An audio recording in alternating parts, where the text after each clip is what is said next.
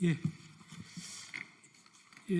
좀 늦게 시작을 했습니다. 오늘 6월 24일이 아리셀 중대재해 참사가 일어난 지 1년이 되는 날입니다.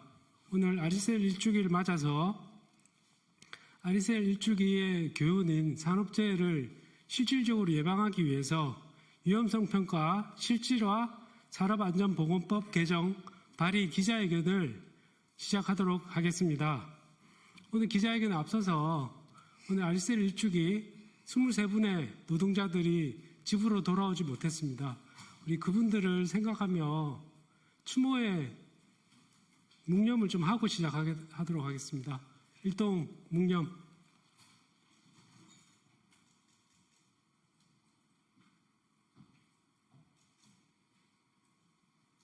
예, 바로 해주십시오. 오늘 이용우 의원님께서 진행을 해주셔야 되겠는데 오늘 또 입법 발의 계획을 발표를 좀 해주셔야 돼서 제가 사회를 좀 보게 됐습니다. 민주노총의 이정훈 노동안전보건국장입니다. 그러면 바로 시작할 수 있도록 하겠습니다. 먼저 첫 번째 발언으로 아리셀 중대재해 참사 일주기 오늘 화성에서 추모 위령제를 하고 올라오셨습니다. 우리 김태윤 아리셀 산재피해 가족협의회 공동대표님의 발언 듣도록 하겠습니다. 모시도록 하겠습니다.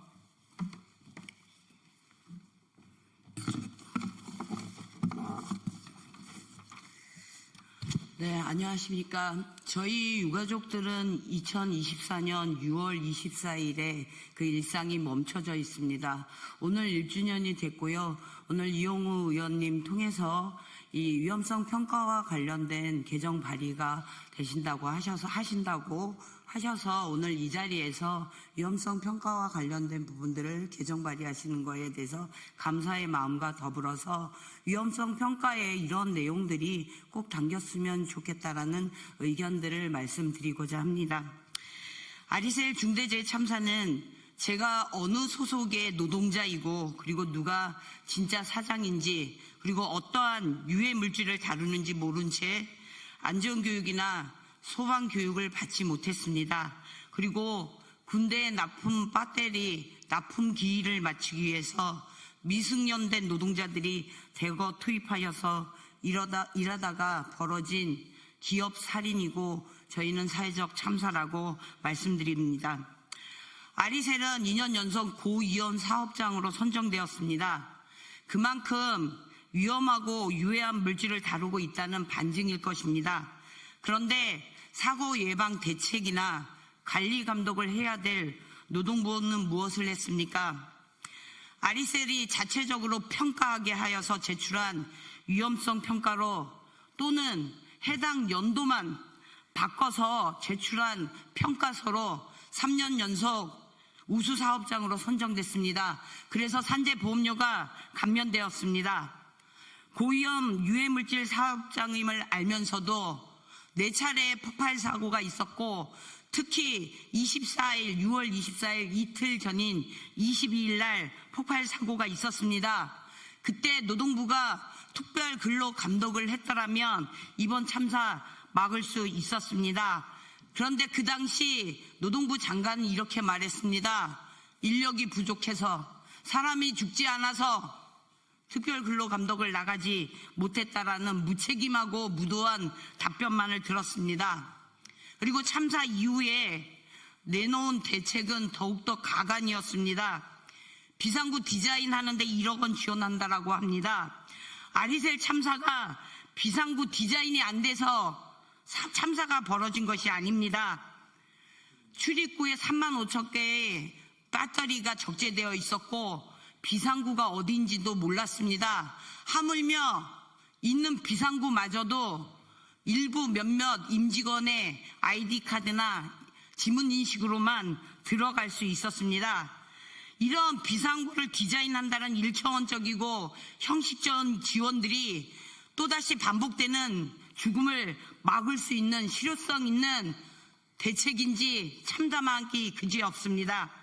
또한 기초안전교육을 입국 시 실시한다라고 얘기하고 있습니다. 일반적인 특수한 상황들과 너무나도 배치되어 있습니다.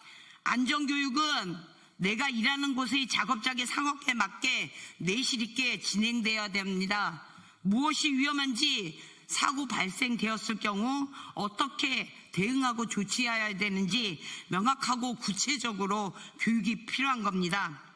아리셀만 보더라도 리튬 배터리 폭발은 염화 티오닐 등 다른 유해 가스들이 분출되면서 1차적으로 질식사했고 1000도가 넘는 화마가 우리 가족들을 삼켜버렸습니다. 이러한 리튬 배터리의 특성들을 제대로 교육하지 않은 상태 속에서 어떻게 참사를 막을 수 있겠습니까? 위험의 외주화나 이주화를 말하지 않더라도 노동 현장의 현실이 이러합니다. 그렇다라고 얘기한다라면 실제적인 위험성 평가는 어떻게 돼야 될지 답이 뻔하지 않겠습니까? 단순한 위험성 평가의 기준만을 만드는 것들이 아니라 불안정한 고용의 구조 그리고 산업안전 보건의 전반에 대한 문제들과 연결되어 있기 때문에 이것과 함께 위험성 평가를 해야 된다고 생각합니다. 그러면 답이 나와 있지 않겠습니까?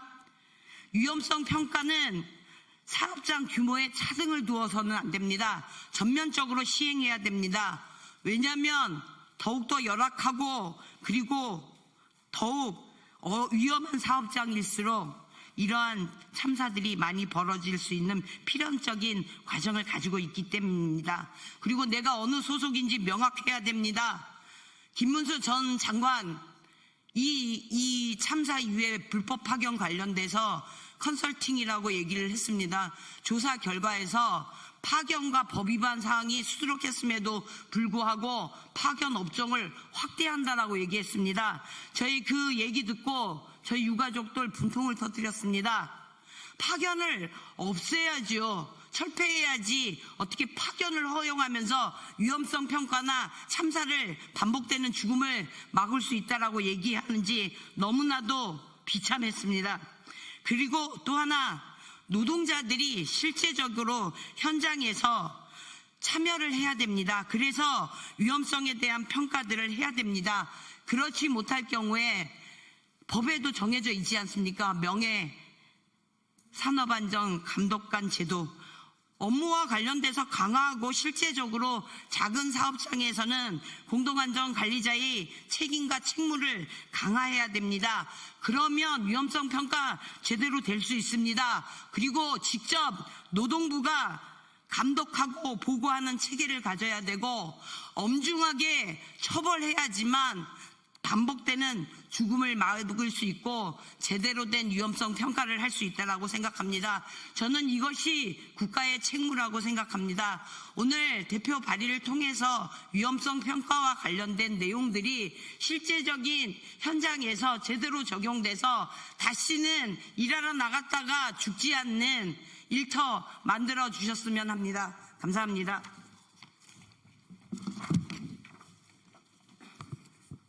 예, 바로 이어서 오늘 이 위험성 평가 실질화를 위한 산업안전보건법 개정 발의 계획을 이용우 더불어민주당 국회의원님께서 해주시겠습니다.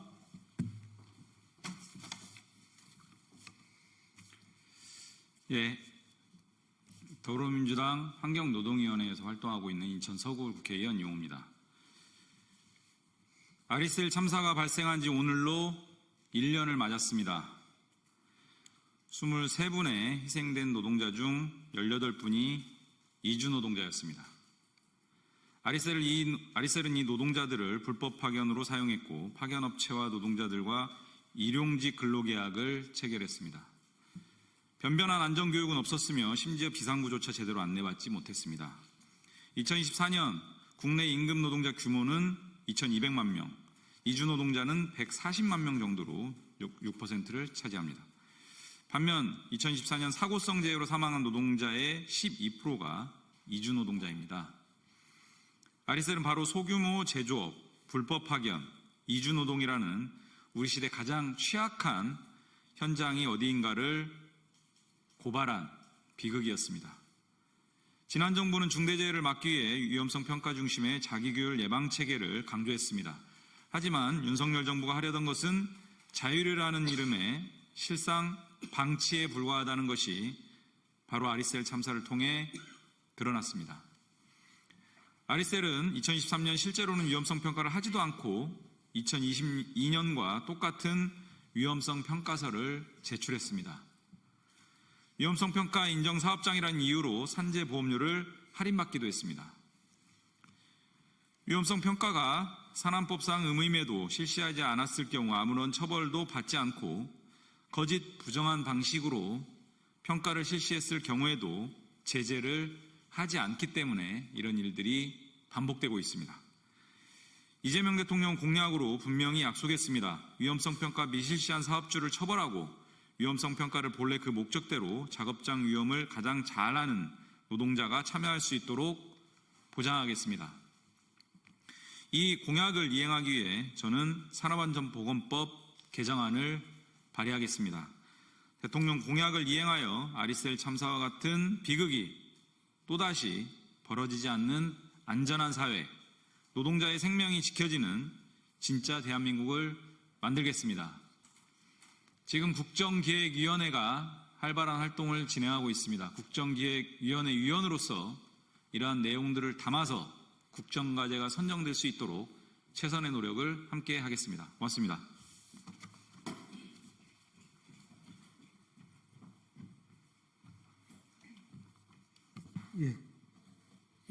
오늘 발의계 힘차게 또 해주셨습니다. 아리셀 1주기를 맞아서 위험성 평가제도 실질화를 위한 법 개정이 하루빨리 될 수 있기를 바랍니다. 다음으로 위험성 평가 현장 실체에 대해서 이미선 민주노총 부위원장님께서 발표해 주시겠습니다.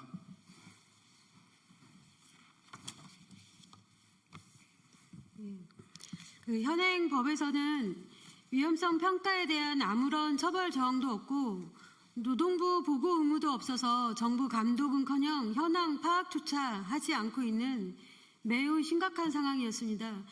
중대재해를 일으켜서 기소된 기업 대부분이 위험성 평가 의무를 소홀히 한 것으로 드러났는데 파면된 윤석열 정부는 기업의 자율적 점검 노력이 중요하다면서 산안법 감독 비중을 줄여놓은 상태이기도 했습니다.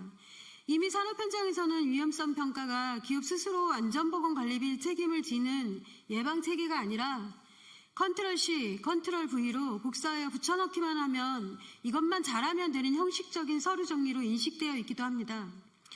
결국 위험성 평가는 중대재해 예방을 위한 경영 책임자의 핵심 의무였지만 사후 저처를 이행했는지 확인되지 않아도 되는 것이었고 결국 아리셀과 같은 끔찍한 중대재해 발생으로 이어졌음을 알 수 있었습니다.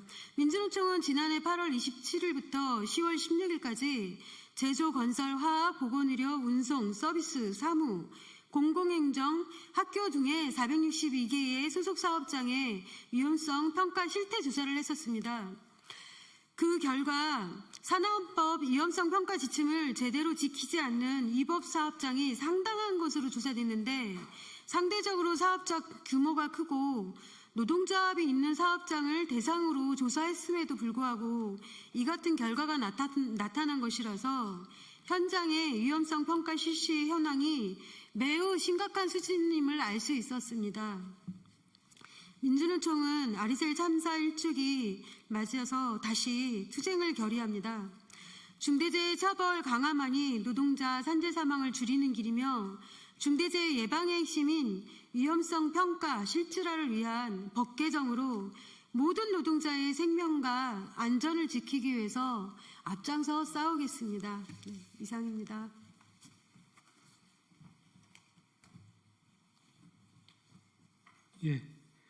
오늘 다음으로 우리 노동안전보건단체에서 발언을 해주시겠습니다. 유청희 한국노동안전보건연구소 집행위원장님께서 위험성 평가 제도 개선의 필요성과 의미에 대해서 발언해 주시겠습니다. 모시겠습니다.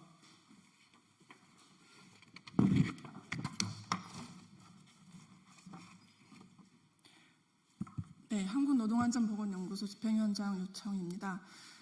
지난 윤석열 정부에서 중대재해 감축 로드맵을 이제 제시를 했고, 그리고 이제 자율규제 차원의 그 중요성을 이제 강조를 하면서 위험성 평가 역시 중요성이 크게 강조되어 왔습니다. 그런데 잘 아시다시피 이제 RSL 참사에서 우리가 확인한 것은 노동 현장에서 위험성 평가는 제대로 전혀 실시가 되지 않았고, 그 유해 위험 요소가 전혀 제거가 되지 않았다는 그런 사실이었습니다.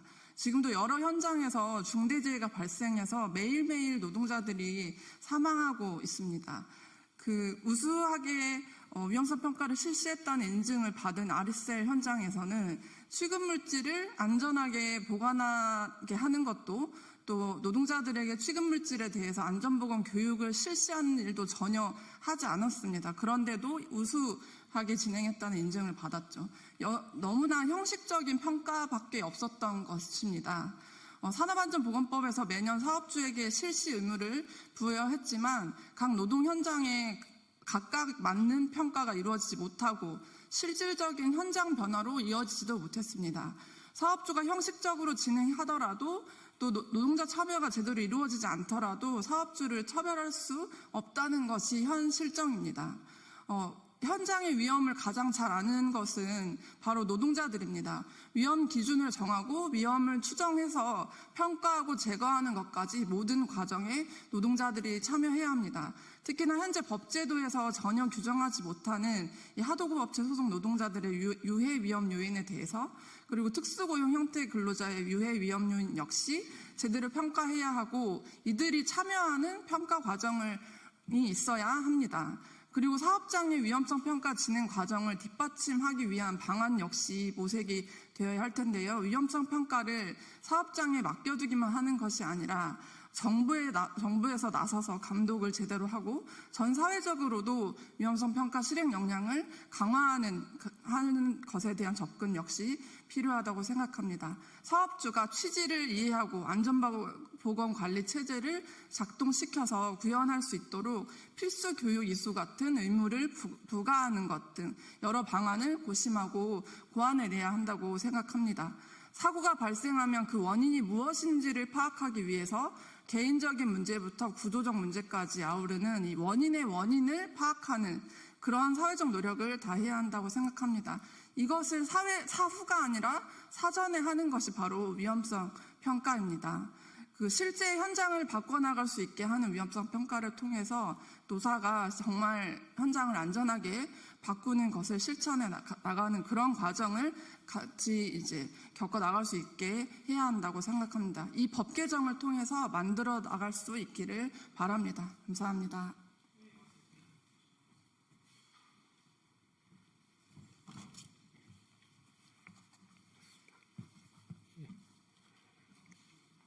예, 그 다음 순서는 기자회견문은 그 자료로 대체할 수 있도록 하겠습니다. 기자회견이 좀 늦어서 그걸로 대체하고요. 그 앞으로 RSL 중대재해 참사가 남긴 교훈인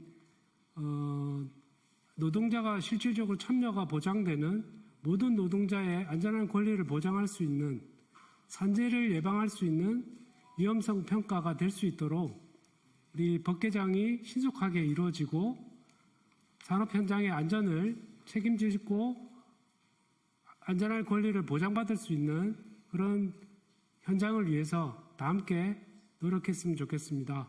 이상 오늘 기자회견을 마칠 수 있도록 하겠습니다. 수고하셨습니다. 예.